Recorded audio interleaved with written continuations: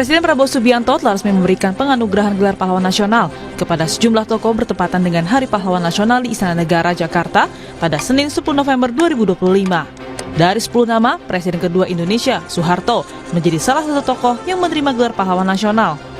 Presiden Prabowo menyerahkan langsung gelar pahlawan nasional itu kepada ahli waris. Pemberian gelar pahlawan nasional kepada Presiden kedua Indonesia, Soeharto, masih menjadi pro kontra. Siti Hediati Haryadi atau dikenal Titik Soeharto angkat bicara soal pro kontra terkait gelar pahlawan nasional untuk Presiden kedua RI Soeharto. Titik Soeharto mengatakan meski banyak pro kontra di masyarakat, namun tidak berpengaruh bagi keluarga Cendana. Masyarakat banyak, rakyat banyak, mayoritas rakyat Indonesia menginginkan bahwa Presiden kedua Republik Indonesia mendapat penghargaan, dihargai. Itu saya rasa udah jelas terang benderang gitu ya, nggak usah kita ragukan lagi. Buat kami diberi gelar atau tidak, Bapak adalah pahlawan buat kami. Ya? Pasca pemberian gelar pahlawan nasional terhadap Soeharto, muncul pertanyaan, bagaimana hubungan politik antara Presiden Prabowo Subianto dengan Megawati Soekarno Putri ke depannya. Sebelumnya, Ketua Umum PDI Perjuangan sekaligus Presiden kelima Republik Indonesia, Megawati Soekarno Putri mengungkapkan hubungannya dengan Presiden Prabowo Subianto disebutnya akrab. Pernyataan itu disampaikan Megawati saat menjadi pembicara dalam seminar internasional memperingati 70 tahun Konferensi Asia Afrika di Perpustakaan Bung Karno Blitar, Jawa Timur pada Minggu 2 November lalu. Ibu Mega ini nutuin Pak Bowo enggak? Saya sama Mas Bowo itu akrab, tahu nggak? Jangan ada coba-coba. Ada orang mikir, kemarin bilang, mana wartawan tuh, tulis, bilang, lo ya bilangnya gini, oh ini perbuatan di belakang itu merah, ngono toh? Ya bilang lain nama lo merah tuh akeh warnanya, akeh wong. Tapi kalau bilang itu waktu rusuh itu loh, bilang kalau saya bilang kok yang ngomong beneran aja. Usai dilantik sebagai presiden pada 20 Oktober 2024, Prabowo Subianto sudah 2 kali bertemu dengan Megawati Soekarno Putri. Pertemuan pertama terjadi pada 7 April 2025. Prabowo dan Megawati bertemu di kediamannya di Jalan Teguh Umar, Jakarta Pusat. Dalam pertemuan 4 mata itu, Prabowo dan Megawati mengobrol selama 1,5 jam. Keduanya membahas masa depan Indonesia. Selanjutnya, Prabowo dan Megawati kembali bertemu saat peringatan Hari Lahir Pancasila pada 1 Juni lalu di Gedung Pancasila, Kementerian Luar Negeri. Ada jalan panjang antara pertemuan Prabowo Megawati. Bukan 1-2 kali usaha pertemuan Prabowo dan Megawati diinisiasi. Ketekunan para pembawa pesan menjalin lobi menjadi kunci terwujudnya perjumpaan mereka. Tim Liputan Kompas TV. Presiden Prabowo Subianto telah resmi memberikan penganugerahan gelar pahlawan nasional kepada Presiden kedua Indonesia, Soeharto. Selanjutnya, muncul pertanyaan di benak publik, bagaimana hubungan Presiden Prabowo Subianto dengan Megawati Soekarno Putri ke depannya pasca pemberian gelar pahlawan nasional kepada Soeharto. Akan kita bahas bersama sejumlah narasumber. Sudah ada juru bicara PDIP, Guntur Romli. Selamat pagi, Mas Guntur. Selamat pagi, Assalamualaikum. Waalaikumsalam, Mas. Terima kasih sudah bergabung di Dialog Sapa Indonesia Pagi. Dan juga Direktur Eksekutif Parameter Politik Indonesia, Adi Praitno. Mas Adi, selamat pagi. Selamat pagi, Mas. Bang Guntur. Terima kasih. Mas Adi dan juga Mas Guntur sudah bergabung secara daring di Dialog Sapa Indonesia Pagi pada hari ini. Saya duluan ke Mas Guntur. Mas Guntur, kita ingin tahu dong, Mas, ini komentar di Ibu Ketum apa, Mas, setelah penganugerahan gelar pahlawan bagi Pak Harto? Ya, saya langsung aja ke topik lah, Mas, yang menjadi pembahasan ya. Yang menjadi relasi antara Ibu Megawati dengan Presiden Prabowo. Ya. Sebenarnya relasi itu ya baik-baik saja ya, seperti yang disampaikan juga tadi, pernyataan dari Ibu Megawati ketika tanggal 2 November, bahwa beliau sangat akrab dengan Presiden Prabowo Subianto. Dan terkait perbedaan ya, partai kami yang menolak Soeharto sampai kapanpun sebagai pahlawan, ya, kami yakin itu tidak akan mengganggu hubungan antara Ibu Megawati dengan Presiden Prabowo Subianto, hubungan secara personal. Ya, namun karena PDI Perjuangan sejak Kongres ke-6 Agustus tahun 2025 yang sudah memutuskan berada di luar pemerintahan dan menjadi politik penyeimbang, maka pastinya PDI Perjuangan ya mungkin akan memiliki sikap yang berbeda dengan pemerintahan saat ini kalau seperti yang disampaikan oleh Ibu Ketum pada waktu itu, apabila katakanlah politiknya itu tidak memperhatikan aspirasi dari masyarakat, tidak pro rakyat gitu, akan memberikan masukan-masukan, dan ini terjadi ketika penganugerahan Soeharto sebagai pahlawan nasional yang secara tegas PDI Perjuangan itu menolak.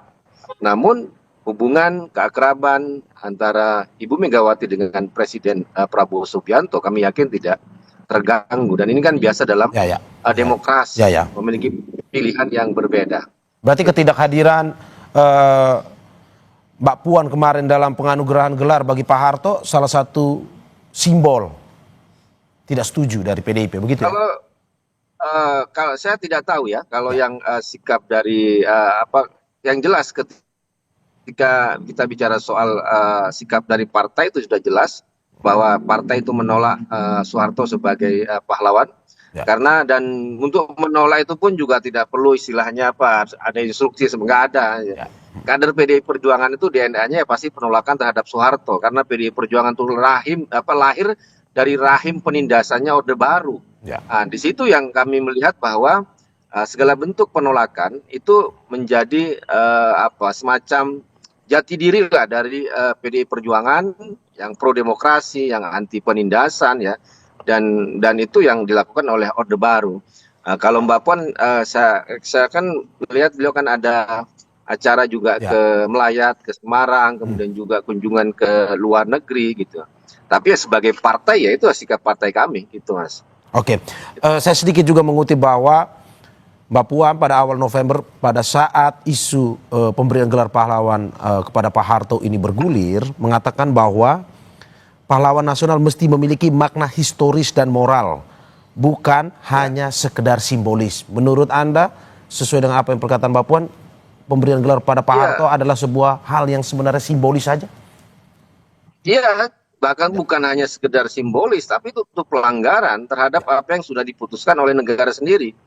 2023, zamannya Jokowi sudah memutuskan ada 12 pelanggaran HAM berat masa lalu, dan 8 di antaranya itu terjadi di zaman Soeharto, termasuk pembantaian 65 sampai 66. Dan jangan lupa Komnas HAM tahun 2012 sudah menyatakan bahwa yang bertanggung jawab atas pembantaian 500.000 sampai 3 juta orang adalah Komkaptib yang waktu itu di bawah Presiden Soeharto.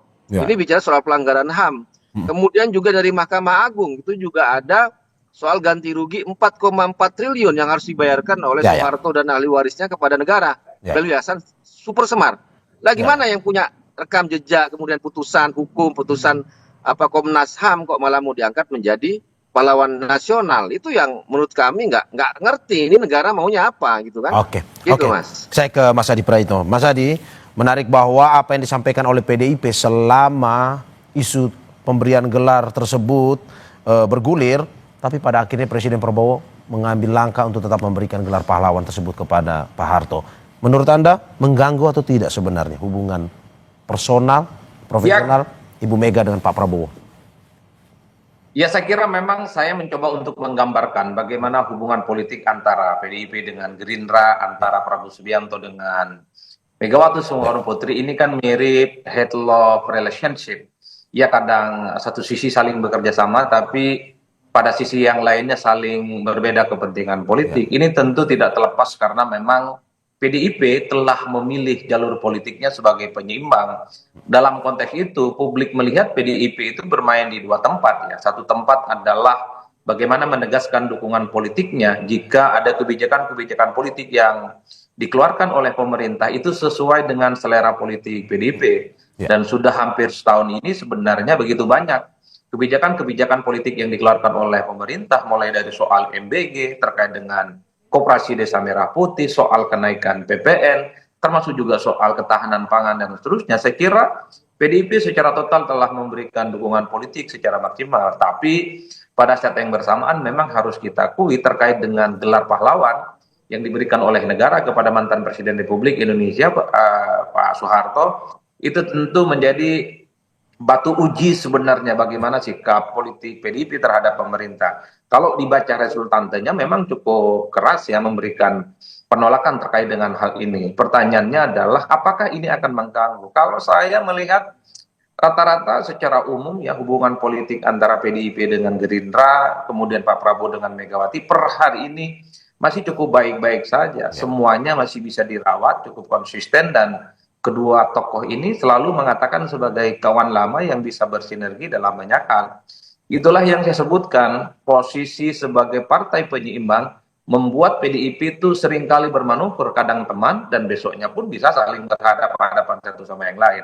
Nah, yang kedua, saya membaca memang bahwa sekalipun PDIP itu menolak soal penganugerahan gelar pahlawan yang diberikan oleh pemerintah kepada Soeharto, tapi kan penolakannya tidak terlampau ngotot. Misalnya, ini tidak terwujud dalam sebuah sikap protes politik yang mungkin dilakukan secara konfrontatif di parlemen, karena saya lihat rata-rata secara umum para politisi, kawan-kawan PDIP di parlemen ya mungkin hanya 1-2 orang yang menyatakan keberatannya, tapi tidak dibacakan sebagai sebuah sikap fraksi yang itu adalah sebagai bentuk penunjukan bagaimana PDIP secara fraksi yang hari ini adalah partai pemenang pileg itu melakukan penolakan terkait dengan gelar pahlawan itu. Ya, tapi Mas Adi kan kalau kita lihat dari pidato Ibu Mega, kan Ibu Mega sangat betul menolak ataupun mengkritik terkait dengan pemberian gelar pahlawan ini, karena kan secara historis Ibu Mega kan mengetahui betul. Ya, saya kira tidak ada bantahan terkait dengan Soeharto dan Orde Baru. Saya kira memang bagi PDIP ini adalah semacam perlawanan politik yang sifatnya ideologis, karena apapun judulnya, PDI saat itu adalah partai politik yang dalam banyak hal memang diperlakukan diskriminatif, diperlakukan tidak adil, dan seterusnya. Jadi wajar ketika ada gelar pahlawan ini, sampai detik ini pun seluruh kader PDIP itu cukup resisten dan memberikan penolakan. Cuman saya membaca ada sesuatu yang ingin dirawat hubungan politiknya antara PDIP dengan pemerintah hari ini. Karena PDIP sudah terlanjur menjadi partner kritis, maka sekalipun ada penolakan terkait dengan gelar pahlawan itu, tapi eksposur dan perlawanannya itu tidak terjadi di parlemen. Ya. Kalau pernyataan Bang Guntur tiap hari dan politisi-politisi PDIP yang lain itu tiap hari memberikan penolakan, tapi saya melihat tidak terjadi di DPR bagaimana mayoritas anggota dewan yang dimiliki oleh PDIP misalnya mengeluarkan sikap politik yang resmi bahwa menolak keputusan pemerintah. Mas Adi, Anda mau bilang berarti ada perbedaan antara keinginan dari ketum dan juga anggotanya, atau gimana sebenarnya? Ya, saya kurang paham mekanisme bagaimana pengambilan keputusan politik di internal PDIP, khususnya yang ada di parlemen. Tapi yang saya bayangkan, kalau memang PDIP cukup serius menganggap gelar pahlawan ini adalah sesuatu yang memang harus diperjuangkan penolakannya, salah satu perlawanannya di parlemen. Jadi saya membayangkan seluruh kader-kader PDIP yang menjadi anggota DPR RI, di DPR di sana satu persatu mereka menyatakan penolakannya terkait dengan gelar pahlawan yang telah diberikan itu. Tapi nyatanya per hari ini sikap itu tidak muncul, bahwa ada statement-statement yang sifatnya personal, tapi secara kelembagaan, secara fraksi tidak kemudian bisa ditangkap oleh publik. Wajar kalau kemudian banyak pihak yang mengatakan bahwa betul PDIP itu menolak secara keras gelar pahlawan Soeharto, tapi sebagai komunikasi politik yang baik dengan pemerintah, penolakannya tidak dilakukan di parlemen secara kelembagaan. Itulah yang saya sebut sebagai headlock relationship antara PDIP dengan pemerintah. Saya ke Mas Guntur. Mas Guntur, bagaimana Anda menanggapi apa yang disampaikan oleh Mas Adi ini, bahwa Ibu Ketum menolak keras, tapi di parlemen berbeda sikapnya? Sebenarnya tidak berbeda ya, karena kalau kita melihat penganugerahan gelar ini kan kewenangannya penuh di eksekutif, ya tanpa harus menerima persetujuan dari parlemen, kecuali misalnya kalau soal anggaran. Tetapi kami melihat bahwa nantinya komisi yang ada di DPR bisa melakukan evaluasi dan juga mempertanyakan. Dan sebelum ini sudah dilakukan di fraksi kami, di komisi yang terkait dengan soal pendidikan dan kebudayaan, yang selalu mencecar ya dan mempertanyakan Fadlizon ketika mempertanyakan soal korban kerusuhan Mei 98 terkait pemerkosaan massal dan penulisan buku sejarah. Itu kan anggota legislatif dari kami ya, itu kan jelas bahwa mengkritisi ya terkait proyek penulisan sejarah tersebut dan dari pernyataan Fadlizon. Nah, terkait penganugerahan gelar ini, dan itu juga di bawah tanggung jawab Menteri Kebudayaan, maksudnya di bawah Fadlizon, ya fraksi dan komisi kami tentu saja bisa Mas Guntur? mempertanyakan ya, Oke. mempertanyakan kenapa diberikan gelar ya. Karena yang kami itu juga terima informasi itu kan sebenarnya dia Soeharto kan tidak lulus di tim seleksi di awal, tapi tiba-tiba namanya muncul di akhir ya. Karena persoalan-persoalan hukum, persoalan HAM di Soeharto itu belum selesai loh. Dan ini bukan hanya sikap sejarawan atau akademisi, tapi negara kita itu putusan Mahkamah Agung, Komnas HAM, itu kan semua lembaga-lembaga resmi yang ada di negara kita gitu, yang menyatakan bahwa Mas Soeharto itu masih terlibat dengan persoalan hukum, persoalan hak asasi manusia ya. Kalau memang dia mau dijadikan pahlawan, selesaikan dulu itu masalah hukumnya, masalah HAM-nya itu. Dan ini bukan perdebatan sejarawan atau akademisi saja, tapi negara kita sudah menyatakan seperti itu. Nah, itu yang kami kritisi. Ini negara ini maunya apa? Menetapkan pelanggaran HAM berat, pelakunya juga disebutkan itu Soeharto, kok tiba-tiba dijadikan sebagai pahlawan. Dan PDI Perjuangan akan membuat langkah-langkah ke depan ya untuk penolakan terkait ini pahlawan nasional ini. Apakah mungkin juga Mas Guntur, pertemuan yang kemarin sempat dilakukan 2 kali oleh Presiden Prabowo dan Ibu Mega akan berulang lagi di kemudian hari setelah pemberian gelar pahlawan ini? Saya tidak bisa memprediksi, Mas. Ya. Apa akan ada pertemuan atau apapun, tapi pada intinya sikap PDI Perjuangan konsisten berada di luar pemerintahan dan menjadi politik penyeimbang, dan bisa jadi akan memiliki sikap yang berbeda dengan terkait dengan pemerintahan saat ini kalau syarat-syarat yang disampaikan oleh Ibu Megawati itu tidak dipenuhi. Tapi bagi kami yakin bahwa itu tidak akan mengganggu hubungan personal antara Ibu Megawati dengan Presiden Prabowo Subianto. Itu, Mas. Oke, saya ke Mas Adi. Mas Adi Praitno, bagaimana Anda melihat bahwa apakah ke depan PDIP akan semakin keras misalkan mengkritik kebijakan-kebijakan pemerintah mungkin dengan atau usai pemberian gelar pahlawan kepada Pak Harto ini? Kalau pertanyaan yang disampaikan oleh Mas Mario ini adalah sebagai sebuah harapan supaya misalnya PDIP sebagai partai yang mungkin satu-satunya berada di luar kekuasaan harus bersikap keras, memberikan resistensi dan perlawanan politik jika ada kebijakan yang tidak pro rakyat, itu tentu adalah sebagai sebuah harapan publik. Karena untuk membangun demokrasi yang sehat, maka check and balances itu sangat dibutuhkan. Apalagi per hari ini PDIP menyatakan diri sebagai partai politik yang berada di luar kekuasaan. Wajar kalau sebenarnya banyak sekali pihak yang berharap bahwa 4 tahun yang tersisa di pemerintahan kali ini ya PDIP adalah merepresentasikan sebagai penyambung lidah rakyat. Jika ada kebijakan-kebijakan yang memang betul-betul tidak pro dengan masyarakat, menimbulkan kontroversi, melahirkan kegaduhan, maka eskalasi, resistensi dan penolakannya itu harus semakin dilakukan. Tapi dalam praksisnya saya melihat ada kecenderungan memang PDIP dengan pemerintah hari ini, dengan Prabowo Subianto, secara kelembagaan di DPR, rasa-rasanya agak sulit untuk membayangkan bagaimana akan muncul kader-kader PDIP yang jadi anggota Dewan itu protes secara lantang, protes secara keras jika ada kebijakan yang memang misalnya ya tidak pro terhadap pemerintah, ya terbukti tidak ada hujatan apapun ke Presiden, terbukti misalnya tidak ada protes-protes keras yang muncul di DPR kepada pemerintah. Kalau kita melihat menteri itu adalah pembantu presiden, bukan hanya menterinya yang dikritisi, tapi pemerintahnya secara signifikan. Jadi membayangkan ini dalam praksis bahwa PDIP akan keras terkait dengan sikap politik pemerintah di masa yang akan datang, bagi saya itu gelap gulita, Mas. Agak rumit membayangkan. Karena ini sebagai bahasa politik persahabatan di mana PDIP itu memang sedang merawat hubungan baiknya dengan Pak Prabowo Subianto yang saat ini menjadi presiden. Oke, saya terakhir ke Mas Guntur Romli.